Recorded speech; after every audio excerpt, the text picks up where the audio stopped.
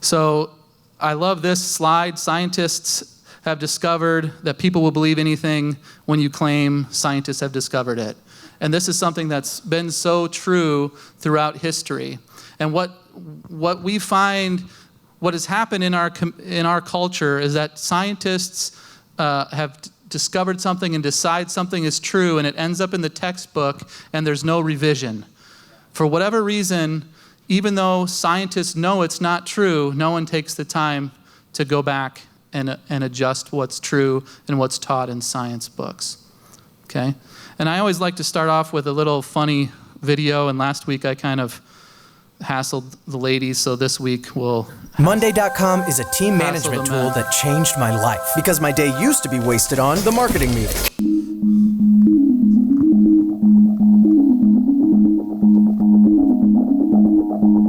Dr. Friedrich Schneider here, the world's foremost authority on male anthropology. The university has asked that I publish my most recent findings in a video series. I call it Wischpam. It's not German. It's an acronym for Video Instruction Series Can Inform People About Men. We recently performed a case study about male aggressiveness. We found it rather illuminating. We placed our 2 young volunteers in a room with nothing but a ping pong table and appropriate equipment. The subjects were given no instructions on how to behave. Subject 1 approached Subject 2 and challenged him to a game. For 40 minutes, they played the ping pong in perfect accordance to the established rules. Then Subject 2 suggested that the winner of each match be allowed 1 free shot at the loser's back. Subject 1 agreed, and the 2 enjoyed a new game which they called Sting Pong. This may seem like harmless male behavior, but once a male starts down this path, there is no stopping his madness. After 50 minutes, they began to spin after each hit.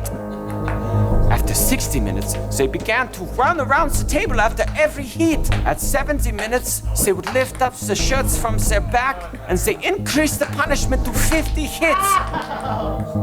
Fascinating. At 83 minutes, the table was flipped over and used as a protective barrier as the 2 entered war. Finally, at 100 minutes, they had abandoned the English language altogether and established a new government based on an absurd yet surprisingly effective ping-pong democracy. Ping-pong game point.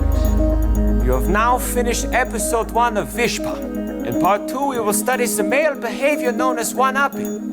Auf Wiedersehen.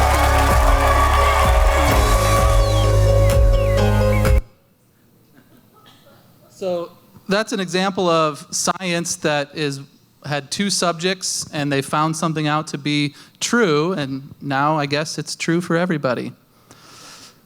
So I felt that it was easiest to go through this program if we just start from the beginning of modern science and move forward to today and talk about specific problems that have been discovered in science that just are never addressed in popular culture. So this is not going to be a science class. I'm not going to try to teach you science. I'm just going to teach you problems that arise in the sciences. So the first thing you need to understand is this is what modern scientists believe. They believe that God is a God of the gaps. That's a common term, God of the gaps. And what they mean by that is that if we have a hole in what we understand, then God fills that hole. And so this is a local physicist who was a professor at ASU who just a couple months ago changed jobs, but he was a physicist at ASU. The lack of understanding of something is not evidence of God. It's evidence of a lack of understanding. Okay? And so this is what scientists believe how we look at God, is that if we don't understand something, well, then that must be God. But that's not actually how theists look at God. So we want to look at how do we actually look at science and God together. And there's a very simple illustration for this. So the question is, why is the water boiling? Does anybody know why? Throw it out. Anybody? Anybody take some science? Why is the water boiling? Right? The physics of boiling water. You have heat into the pan.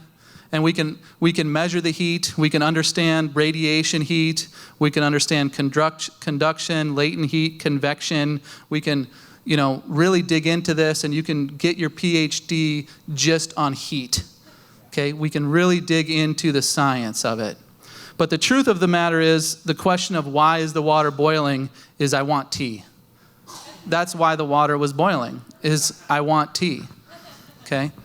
So we need to understand that just because we understand how something works doesn't mean we understand why something works. And that's where the disconnect ends up happening, is we say, okay, we understand how thunder is made, so we can throw out Thor, right?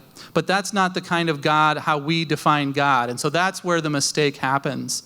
The mistake happens where Lawrence Krauss identifies God as the God of the gaps, the God of a polytheistic, so a multiple God, old Greek mindset, where, okay, we have a God of thunder and a God of rain, and all these things we don't understand must have come from God. But that's not the modern understanding. That's not the Christian belief in God. When a Christian talks about God, we're talking about an entity that's outside of space and time, that is separate but also personal.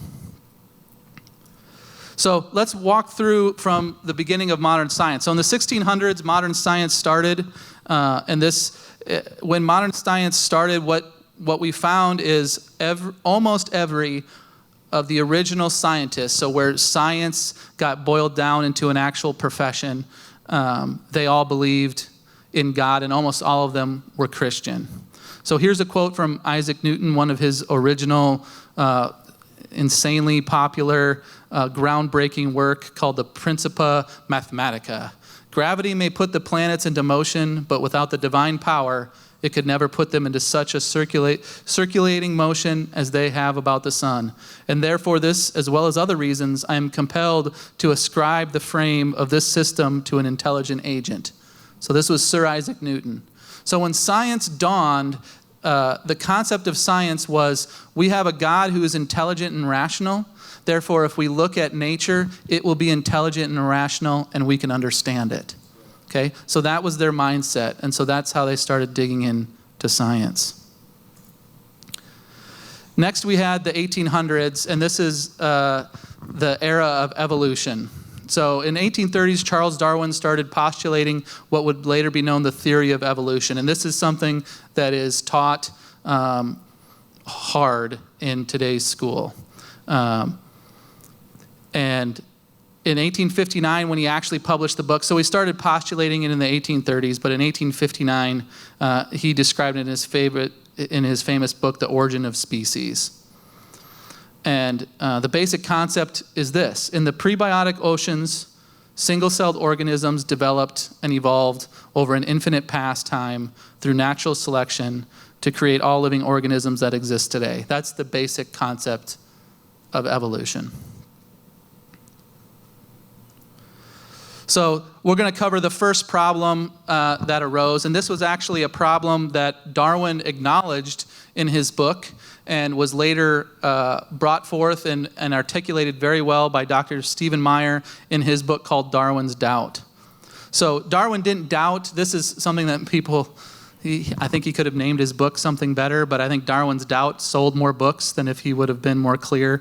Darwin didn't doubt what his theory was. Darwin had a doubt on one piece of the theory.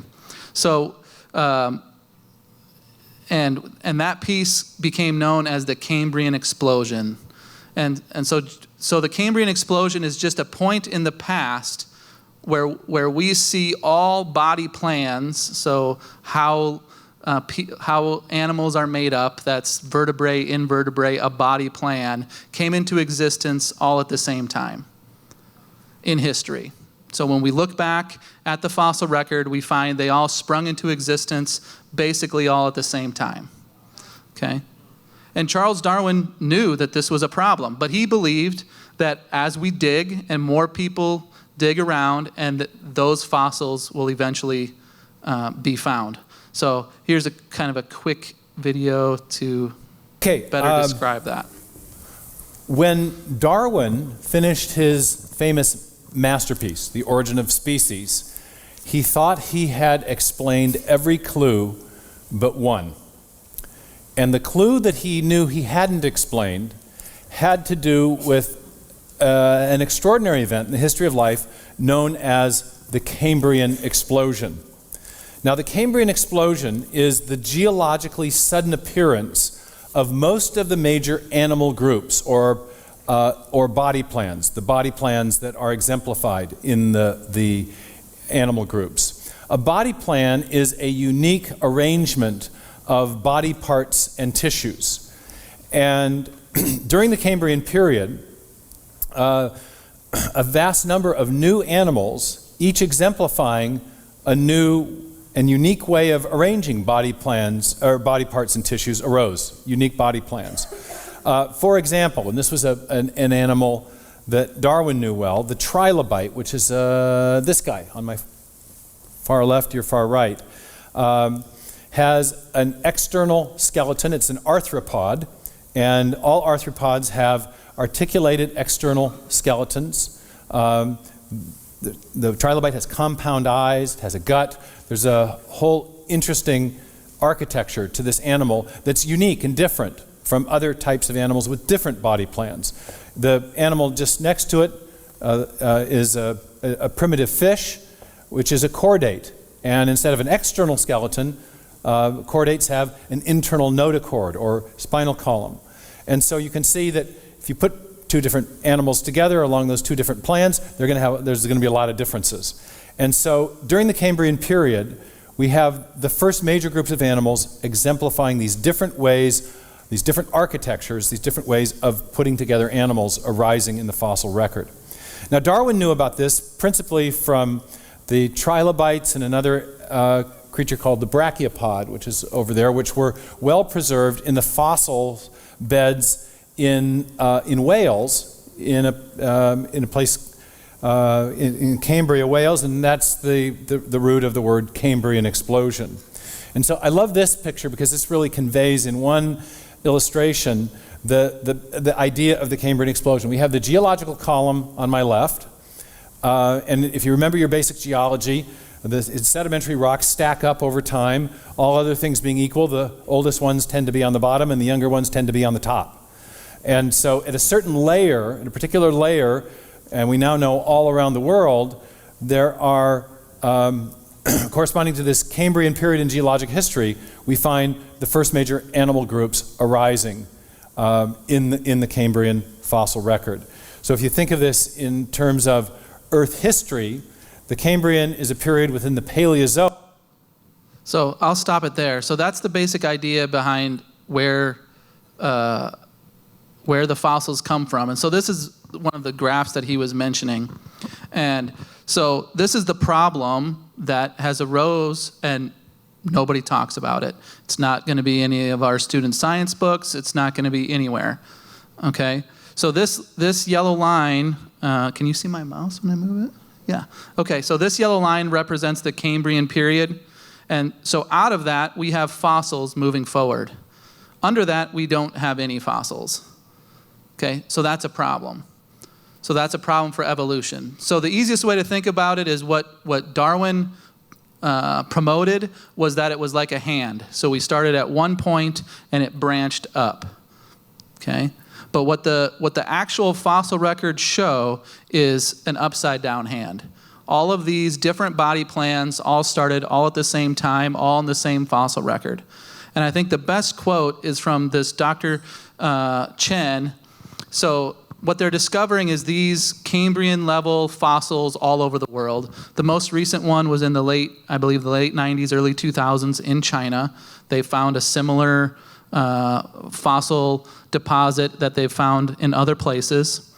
This Dr. Chen was invited to come to the United States and give a lecture. And when he was in the United States, a professor stood up and asked him, how do you handle talking about this when you live in such an oppressive nation? And this was his answer. In China, we can criticize Darwin, but not the government. In America, you can criticize the government, but not Darwin. So he understood that the Cambrian explosion was a huge problem for someone who was a hardcore Darwinist. And So what happened is people who believed in evolution at this point, they realized natural selection doesn't have enough power to make all of these animals. Something else must have happened. And so you get the term neo-Darwinism, which just means new Darwinism. And they added mutation. So now when someone says Darwinism, what they mean is natural selection and mutation. So they said, okay, fine, it's not just natural selection, throw in some mutation on top of it, and that's how we can get different body plans quickly. So here's some questions. With our plan, we want to ask questions of people and get them thinking. So here's some example questions that you could ask. Why don't we have transition fossils for any animals from one body plan to another? That absolutely does not exist. There are no transition fossils from one body plan to another. That doesn't exist. Okay? So we don't have someone with 2 legs and there's fossils in between to get to 4 legs, or 4 legs to 2 legs. There are no transition fossils for this. Why don't we have a fossil record of simple organisms changing into complex ones? These fossils don't exist anywhere at all in the history of time. Why did all the body plans burst into the fossil record at the same time? Why did this happen?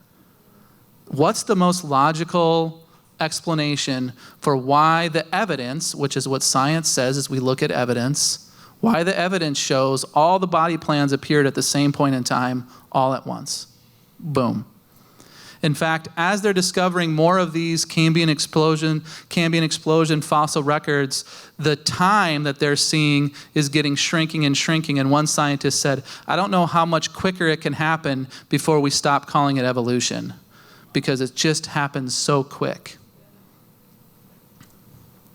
So then what happened is in the 1900s, so we moved from the 1800s to the 1900s, and we still, prior to 1912, we still had, well, this could still work because we have mutation and we have natural selection. Combine those into a pot over an infinite past, and we can still get to where we are today.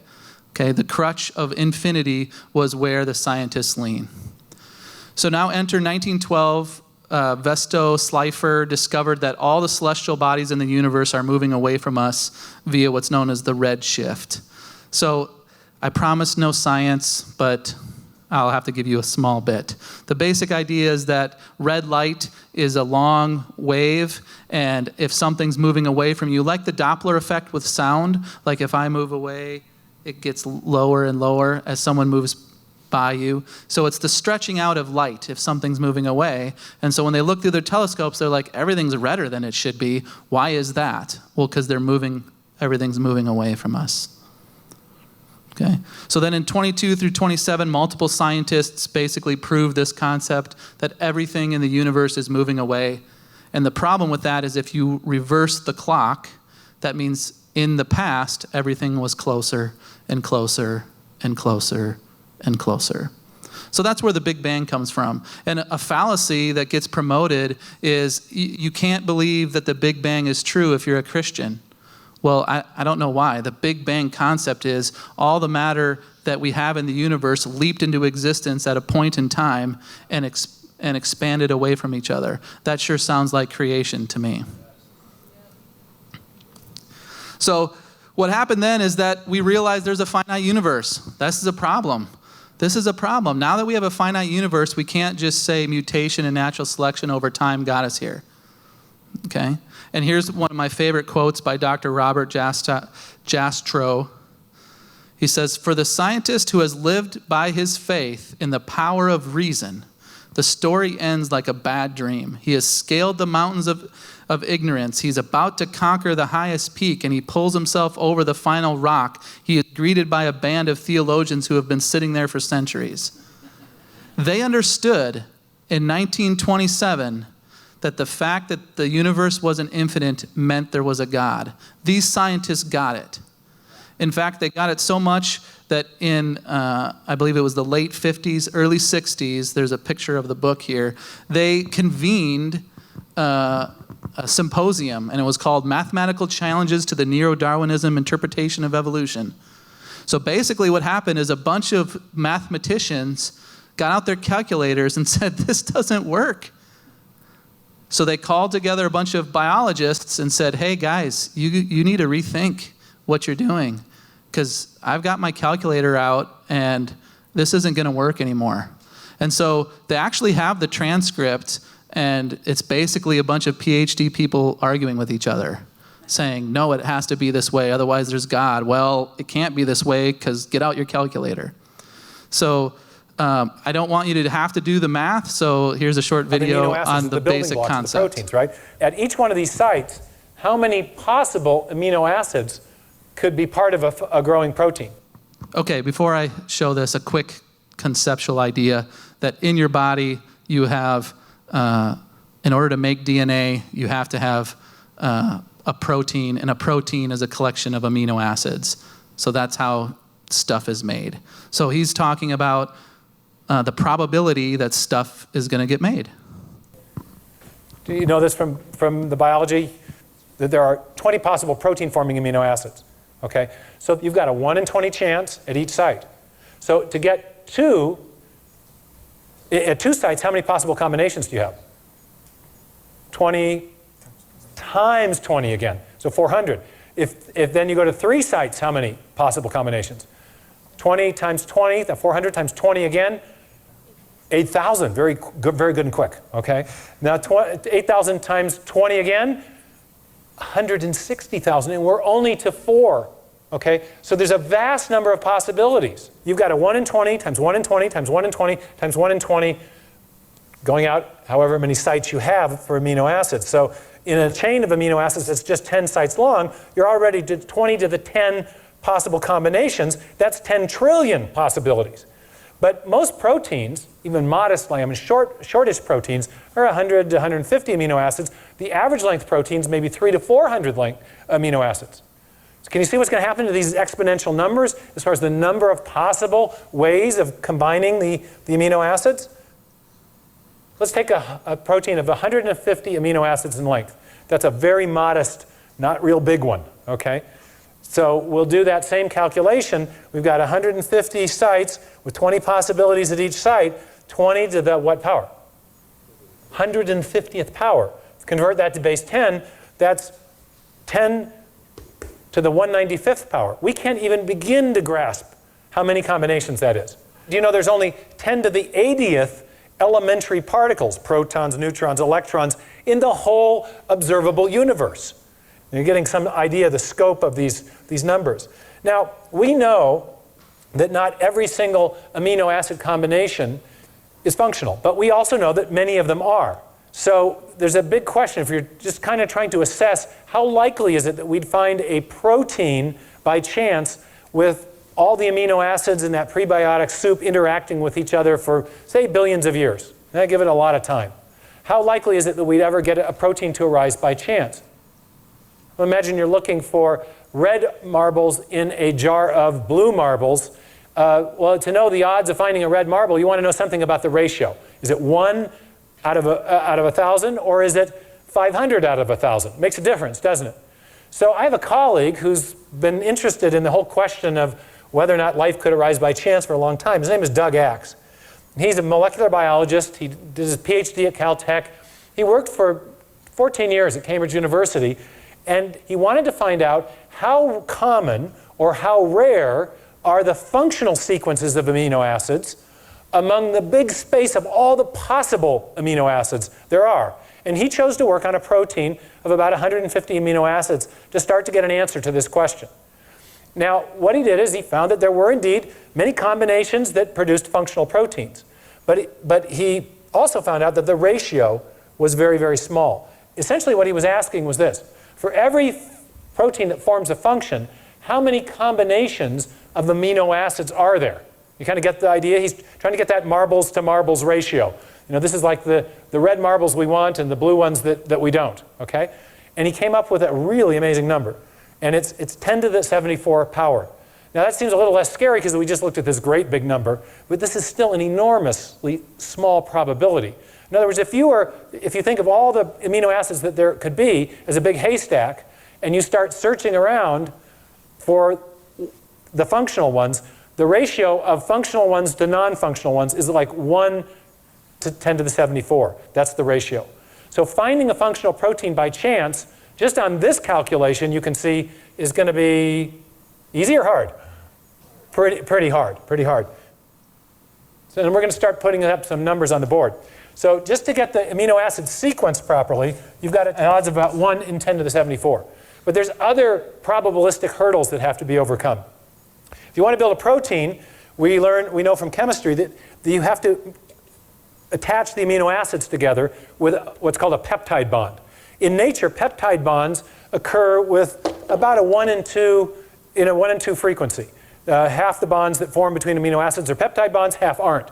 But if you get any bonds forming that aren't peptide bonds, you can't form a protein.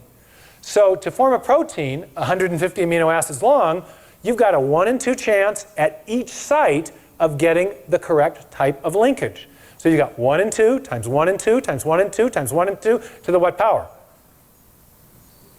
Close to 150. Since we got linkages, we have 149, but call it 150, okay? So in other words, we got another huge exponential problem to overcome. So, and it turns out that 1 in 2 to the 150 is the same number as 10 to the 45th, 1 in 10 to the 45. So now we got 2 incredibly improbable things that we've got to overcome to build a functional protein by chance alone. One more problem. When you're building proteins, amino acids come in 2 flavors. There's a left-handed flavor and a right-handed flavor. They're called optical isomers, not flavors, okay? And the left-handed version is the only kind that can be used in building proteins. You get even one right-handed amino acid in there and your protein won't fold properly. So you got another probabilistic hurdle to overcome. So you've got a 1 in 2 chance at each site again, out to the 150th power. 2 to the 150th power, again, is 10 to the 45. Oh my goodness.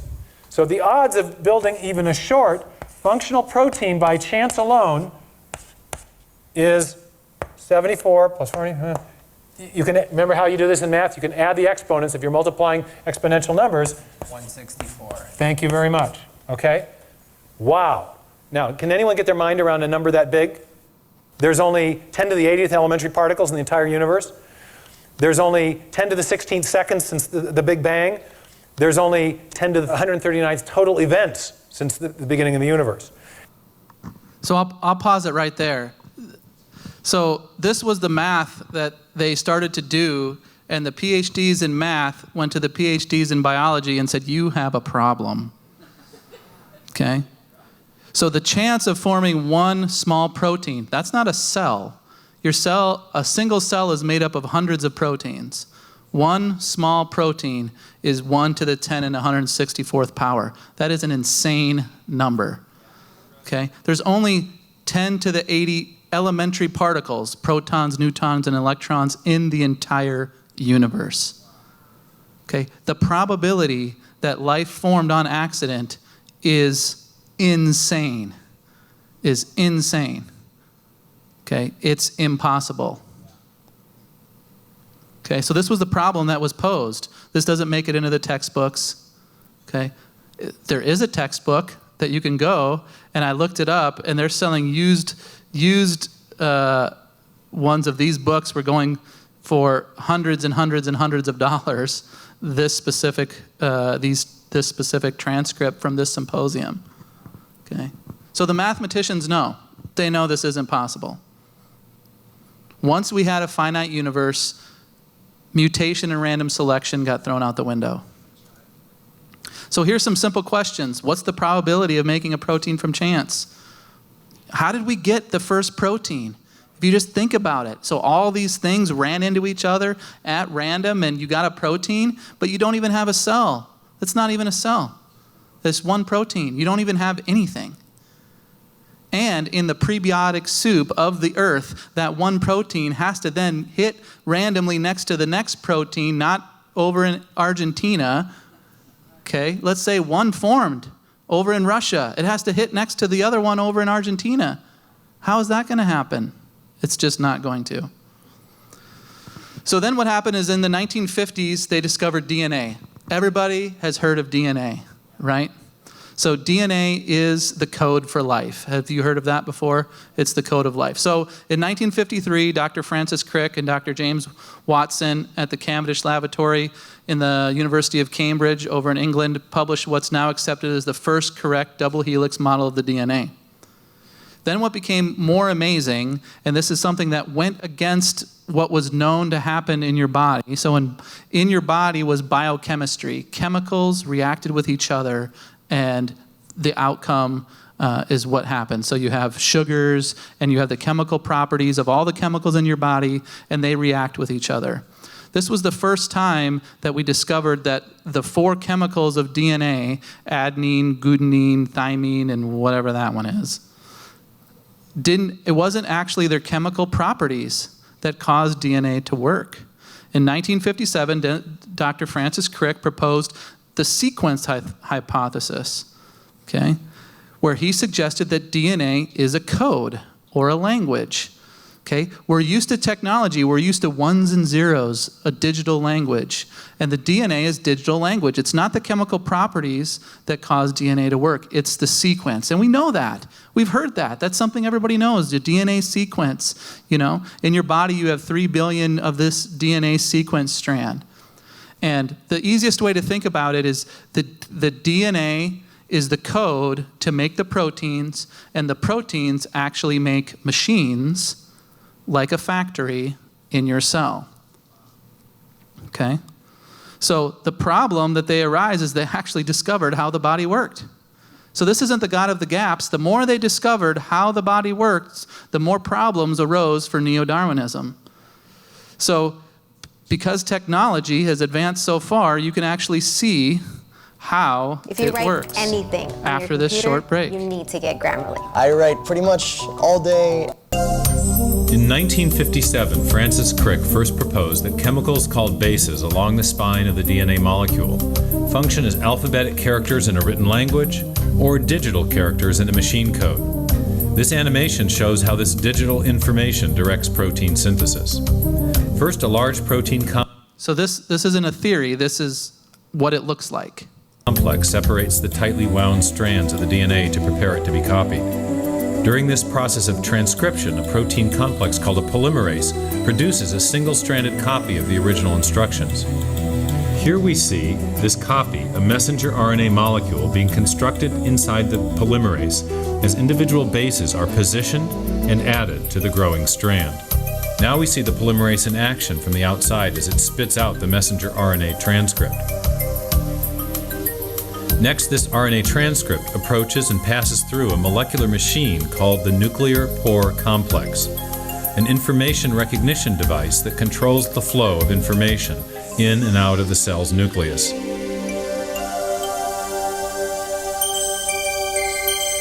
Now we see the genetic assembly instructions on the messenger RNA approaching and arriving at a 2-part chemical factory called a ribosome, the site of protein synthesis. As the messenger RNA transcript passes through the ribosome, the process of translation begins. During translation, a mechanical assembly line builds a specifically sequenced chain of amino acids in accord with the instructions on the transcript. These amino acids are transported from other parts of the cell by molecules called transfer RNAs, which link specific sequences of bases to corresponding amino acids. The sequential arrangement of the amino acids determines the type of protein constructed. When the construction of the chain is complete, it is transported to a barrel-shaped machine that helps fold it into the precise shape required to perform its function.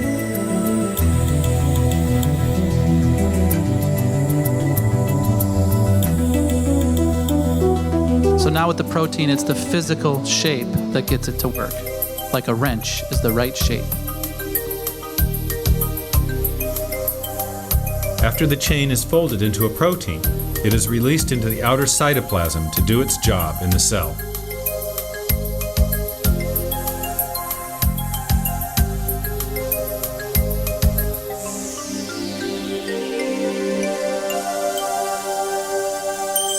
So basically what they've started to discover over as they're being able to look deeper and deeper into your cell is that your cell uses computer code, DNA, to construct machines, and those machines do the job. So here's another animation of the actual machines, and they'll start showing you it in real time. So the colors, it's not the color, but these are the actual machines doing it.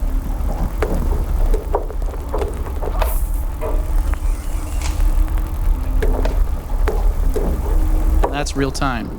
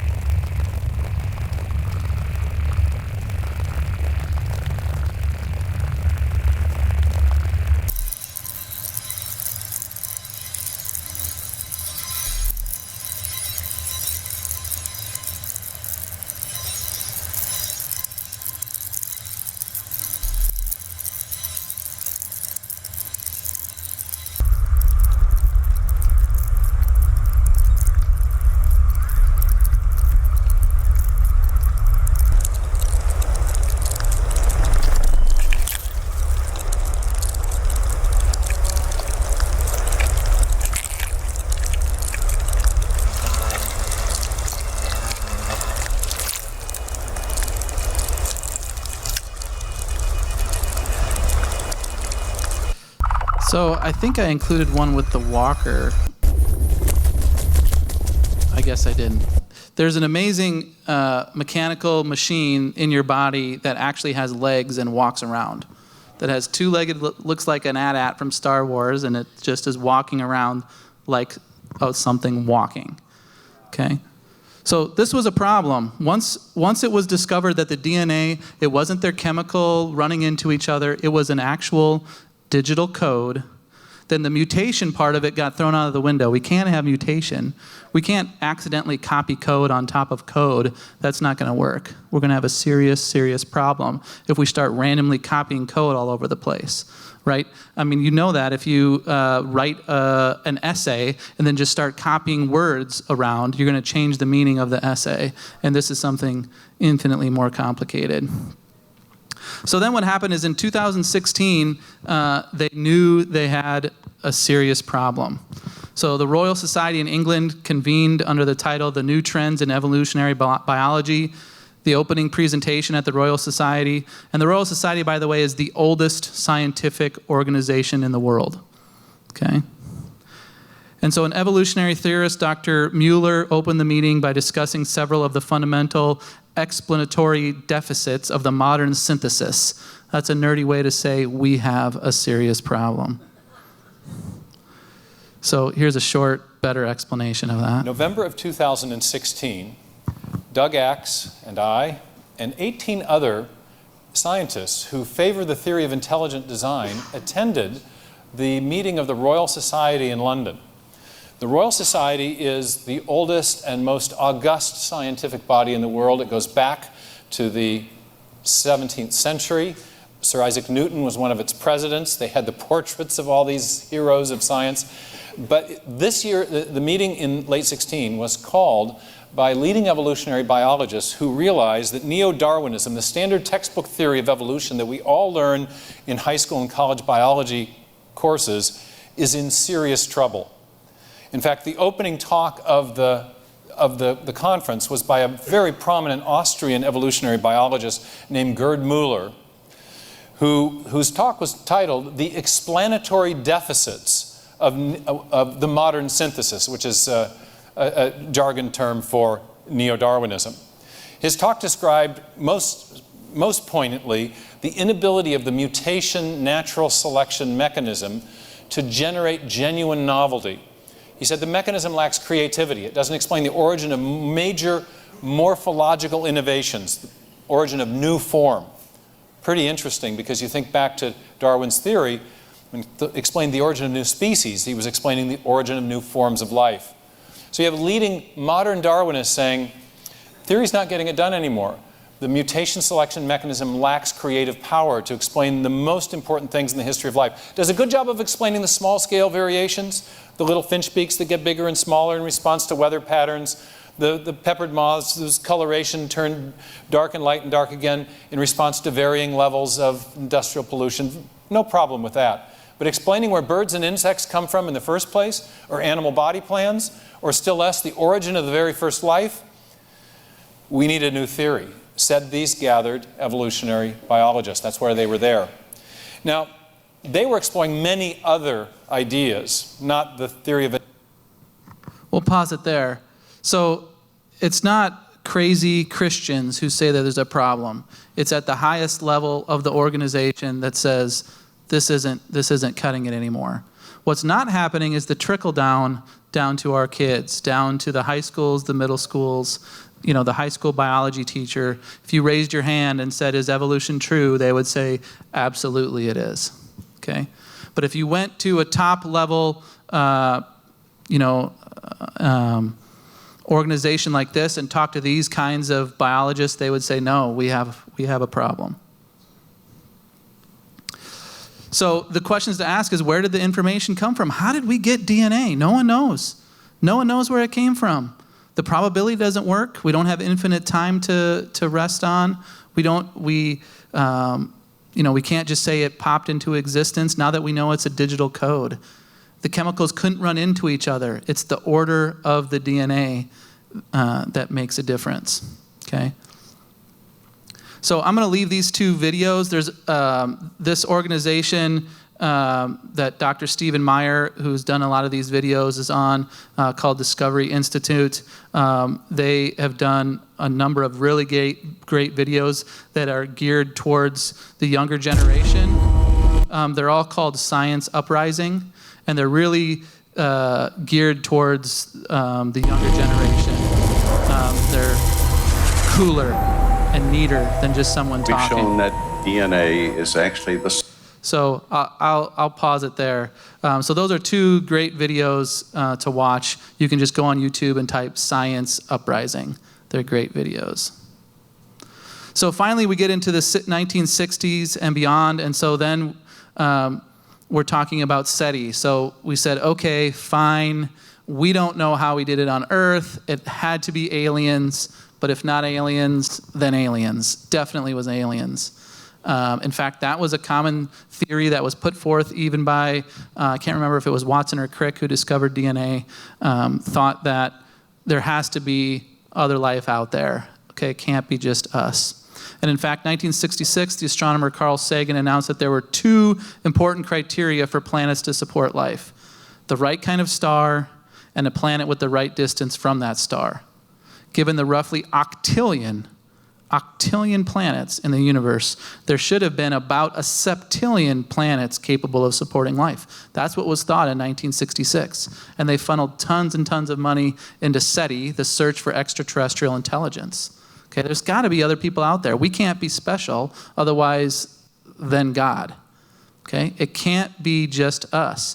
In fact, one movie that I really like called Contact, in that movie, Jodie Foster's character says, if it's just us, then it's a big waste of space. Okay, if it's just us, then it's a big waste of space. It's hard for us to wrap our mind around that a God of the universe thinks you're important. So then what happened? They started looking out into the universe. They started trying to find planets. And what they discovered, and so this quote here is from a great article in the Wall Street Journal in 2014 by Eric Metaxas, and it's talking about what's now known as the fine-tuning of the universe. So as our knowledge of the universe increased, it became clear that there are far more factors necessary for life than Sagan supposed. His 2 parameters grew to 10, then to 20, then to 50, and so the number of potentially life-supporting planets decreased accordingly. The number dropped to a few thousand planets and kept on plummeting. As factors continued to be discovered, the number of possible planets hit 0 and kept on going. In other words, the odds turned against any planet in the universe supporting life, including this one. The probability that Earth would support life became astronomical. Probability said that even we shouldn't be here. Today, there are more than 200 known parameters necessary for a planet to support life, every single one of which must be perfectly met, and the whole thing falls apart. Little things that they've discovered, like if we didn't have Jupiter and Saturn, Earth wouldn't exist. Jupiter and Saturn are large gas giant planets that suck up thousands and thousands and thousands of meteors or space junk, get sucked into their gravity and never hit Earth. We would be hit by 100 times more meteors if it wasn't for those 2 planets. Seems like someone was thinking ahead a little bit. So if you download the presentation, this is a link to his full article, and we'll watch this kind of short-ish video on the fine-tuning of the planet. If you were designing a universe for life, I suspect you might design it differently. There is no evidence of design or purpose to our universe. I'm a speck, on a speck, orbiting a speck, among still other specks, in the middle of specklessness. I suck! No design, no purpose. I'm a speck in the middle of specklessness. Are we really just insignificant specks in an accidental universe? Do we really just suck? Those are some dramatic claims, but not everyone thinks that way. In fact, some very distinguished scientists disagree. Freeman Dyson, a world-renowned physicist and mathematician, says, and I quote, "The more I examine the universe and study the details of its architecture, the more evidence I find that the universe in some sense must have known that we were coming. So maybe it's not an accident that Earth is habitable."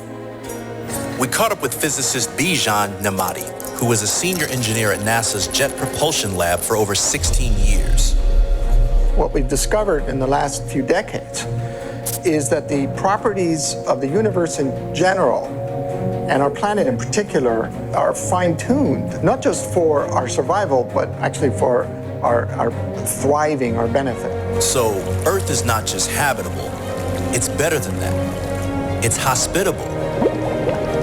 It's like this. Imagine you're a space explorer and you land on a distant planet. There's no water, no oxygen, and it's 300 degrees below zero. You're screwed. But then off in the distance you see a structure, and the closer you get, the more it looks like a house. When you open the door, you find it's been filled with warm, breathable air. You take off your spacesuit and find a faucet with drinkable water, and a refrigerator stocked with healthy and delicious food. What's your first thought? The house and everything in it was the product of a mindless natural process? Or that it was designed to take care of you, to meet your needs, and that someone prepared it as a home for human beings, like you? Our planet, Earth, is that home. Our planet is a terrestrial planet. It has water and carbon, both necessary for life. It has an oxygen-nitrogen atmosphere in just the right proportion for life to thrive. We have plate tectonics to circulate minerals. We have a magnetosphere that protects us from harmful radiation. Our moon stabilizes our axial tilt, giving us a stable climate. And we have gas giant planets, particularly Jupiter, cleaning up the solar system from comets and asteroids that could harm us. And we are located in the habitable zone of a very stable energetic star, which itself is located in the habitable zone of a metal-rich mature galaxy. So the Earth is apparently exceedingly rare. There is no design or purpose to our universe. Still stuck on that? Even though the Earth meets exactly the conditions needed to sustain life? Well, what about our universe and the precise settings of its physical laws that keep things in order? What they call fine-tuning. Cosmological physicist Frank Tipler explains. Fine-tuning in physics refers to the observed fact, that were we to modify the constants of nature just slightly, life would never appear in this universe. Imagine you have a universe app where you can mess with the universal laws of physics from the beginning of time. Starting with gravity, too strong and the stars would be unstable and deadly to life. Too weak and the stars would struggle to create carbon and oxygen. Again, no life. We got Stephen Meyer, who holds a PhD from Cambridge, to break it down. The force of gravity is not too strong, not too weak. The speed of light, not too fast, not too slow. The ratios of these fundamental forces are delicately balanced. It's the just right universe that makes life possible. So it's got to be exact. But materialists say we just got lucky. So I'll pause it there. There's another 4 minutes to the video, but in the sake of our time, I'll pause it there. So the idea of fine-tuning is something that is only recently discovered. In the last couple decades, they've really discovered how fine-tuned the universe is specifically for our existence. And when we say fine-tuned, we mean insanely fine-tuned. So at the bottom here, I put some examples of fine-tunedness. So and for some of you young people, you're in the middle of physics or chemistry, you deal with constants, right? Here's a constant, and they just give you what the constant is. It's 8.96543. You don't know what it is, they just tell you. Well, what they've discovered is these constants are so exactly specific that if they were adjusted at all, we would not exist. For example, the gravitational constant, if it was adjusted in 1 part times 10 to the 34th, you would not exist. That's how fine-tuned it is. The electromagnetic force, that's the force of electricity, and its ratio to the force of gravity. If it was adjusted in 1 part to the 10 to the 37th, you wouldn't exist. That's insane. That is insane. There's only 10 to the 80 particles in the universe, and half that is the one fine-tuning that we have. If we have that off, we don't exist. The cosmological constant, 1 part in 10 to the 120th. The crazy one is called this initial entropy, and who cares what it means? It doesn't matter, but it had the craziest fine-tuning, that they discovered that it's 10 to the 127 zeros, I think it was. It was a ridiculous number of zeros at the end. And that's not 127 zeros, that's 10 to 127 zeros. So that's a crazy, crazy, crazy number. And if you think of it as a dial, like they explain in the video, like you have this app and you're making a universe, and if you turn the dial 1 tick, the universe wouldn't exist. And your dial for gravitational constant, the dial would have 10 to the 34 different ticks. So that's 10 with 34 zeros. So a trillion little ticks. And if you move it 1 tick, no universe. Okay? So this was just discovered in the last 2 decades, and it's really making a dent in some people who thought like, okay, well, maybe there was aliens out there or something else, or definitely wasn't intelligent design. The concept that the Earth was designed specifically for us, that we're not a speck on a speck in the middle of a speckless, dustless, speckless universe, and that you are basically a glob of goo and you suck, is shown that that can't be true with how specifically perfect the universe was made just for us. Okay? So some questions that you can ask is just to show them these videos. There's 6 of these uprising videos, Science Uprising. There's 6 of them that all deal with these science facts that are very easy to consume. They're all less than 10 minutes long, and they all point out these specific concepts. Okay? So here's some awesome logic. If water has oxygen in it, then why do people drown? I mean, this is sweet, sweet mindset. So here's some things to keep in mind. Scientists can't answer. How did the universe begin? We don't know. Why is it fine-tuned? Don't know again. Where did DNA information come from? I have no idea. Where are all the intermediary fossils? We don't know. Okay? So there's a pervading mindset out there that science is everything. What you can measure is everything. It's all about the science. And the problem is that science doesn't answer these things, and the best, most logical answer is there's an entity outside of this, outside of us, that designed it. So again, at the last, here's a bunch of great books. There's tons and tons of videos on these topics. Here's 5 specific books that are really geared to help the layperson understand these concepts, and they've the Darwin's Black Box one in the upper right-hand corner, that came out in 1996. So these concepts have been out for a long time, but they just don't trickle down into the schools. And I know from having kids that this just isn't something that gets taught.